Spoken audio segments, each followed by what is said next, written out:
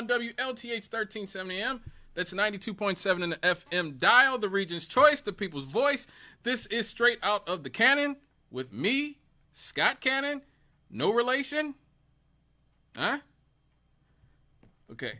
Hope you enjoyed the SZA. Very talented young woman, one of our current modern day legends in the music industry.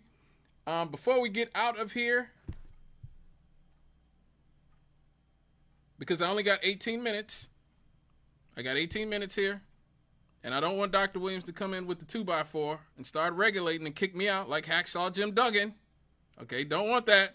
So we are going to wrap this up in a nice little package and get into our new segment, This Week in Black.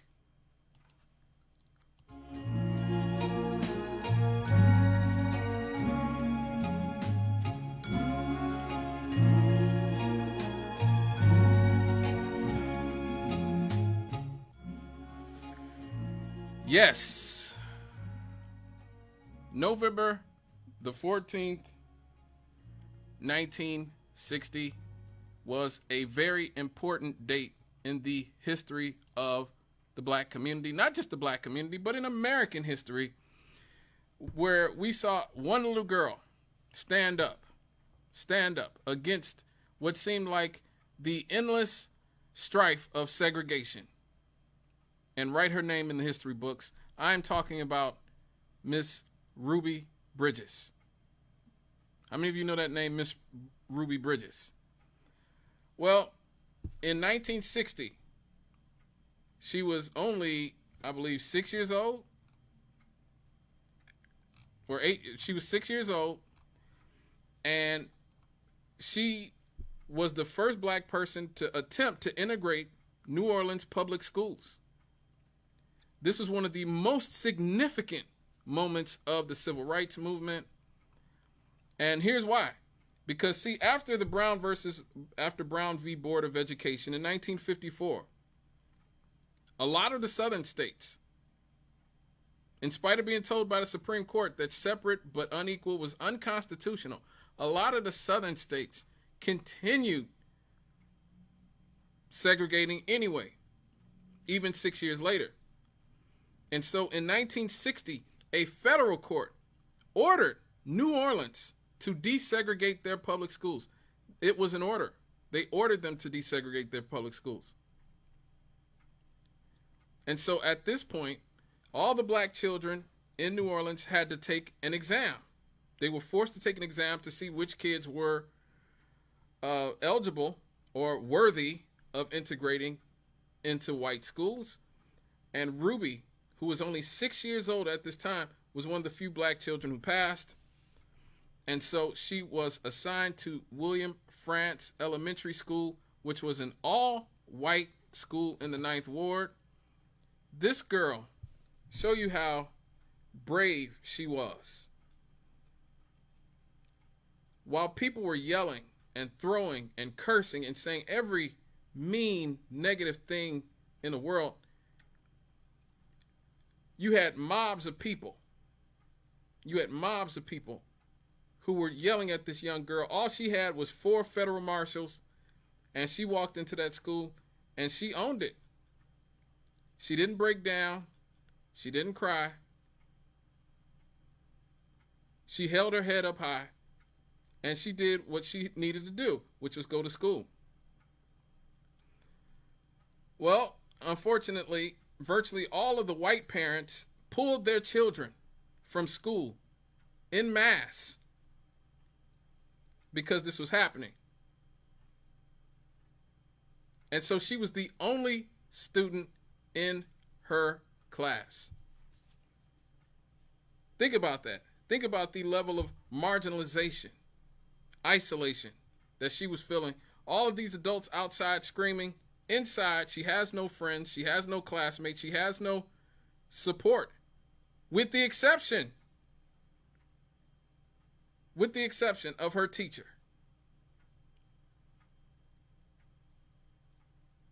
For the entire school year, only one teacher agreed to teach her, and that woman's name was Barbara Henry, who was a white teacher from Boston. And so, as much as we talk about Ruby Bridges, we also need to talk about Barbara Henry as well. Because a lot of things get lost to time. A lot of details, a lot of facts get lost to time. There is no civil rights movement, no Civil Rights Act, no Voting Rights Act, no Fair Housing Act, unless you have at least some white people who were willing to lay it all on the line and lay their reputations and sometimes their jobs and sometimes their lives on the line.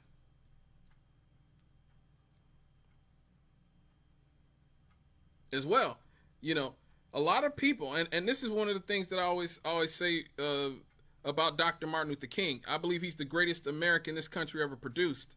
And a big part of the reason that is that he had in the minds of so many people in America the moral authority to convince people of all races to push back against people in their own families at times, in their own communities, their own bosses, their own teachers, their own people that they respected, their own clergymen and women at times, to fight for what they saw was the right thing. And that was because Martin Luther King and a lot of the great civil rights leaders provided a certain moral clarity.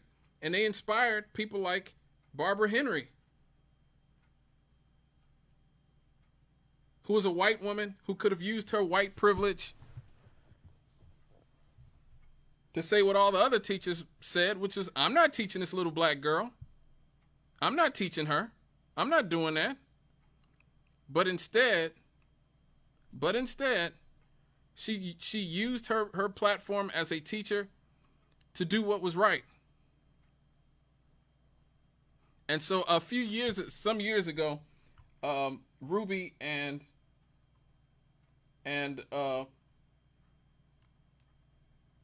Barbara Henry were reunited on the Oprah show, and I just thought this was great. I want to play this for you guys really quick, but this was really great.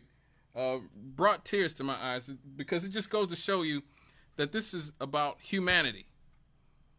This isn't about civil rights. This is about human rights. This is about who we are as a country, who we are as humans.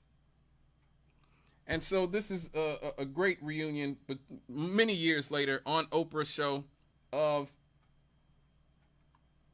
Ruby Bridges, now an adult, and her teacher at the time, Miss Barbara Henry. So you were reunited with your first grade teacher. Yes, here, Barbara Henry, back in 1996. Ruby hasn't seen her in 35 years.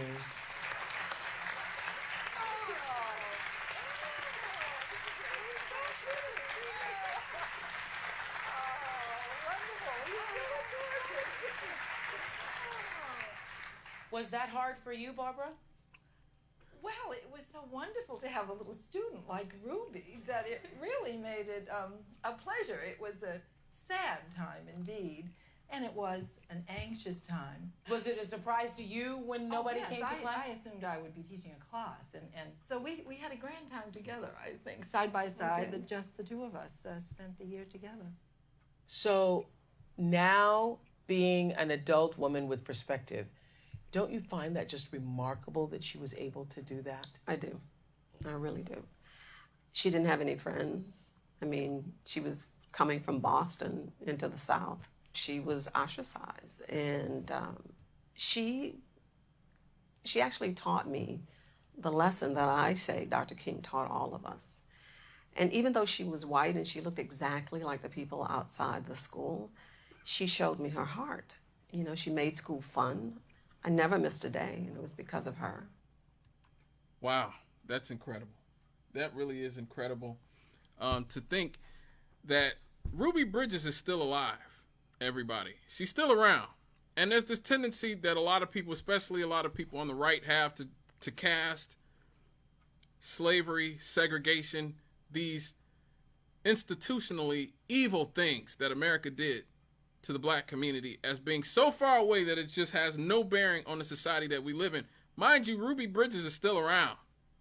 She's still around, folks. She's still here, giving speeches, just recently, the state of Texas tried to ban, you hear me? They tried to ban her autobiography.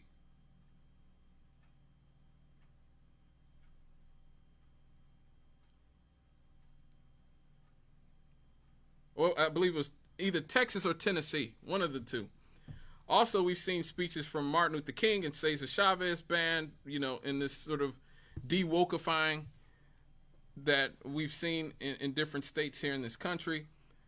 But it's important to talk about somebody like Ruby Bridges, who had to be walked to school every day by federal marshals, who ate lunch alone. This girl was 6 years old, 6 and 7 years old. She ate lunch alone. She played alone, could not participate in normal school activities just because she was a black girl who wanted to go to school. Now, and it shows you how pernicious racism is, because there were white families who did not mind sending their kids to school with black kids, but they were threatened by the racist white families. And so if you were a white person who wasn't racist, who didn't mind hanging out with black people, you would catch hell just for being around black people. And so you have to remember that, again, this isn't that long ago. Ruby Bridges is just 71 years old now. That's it. She's 71.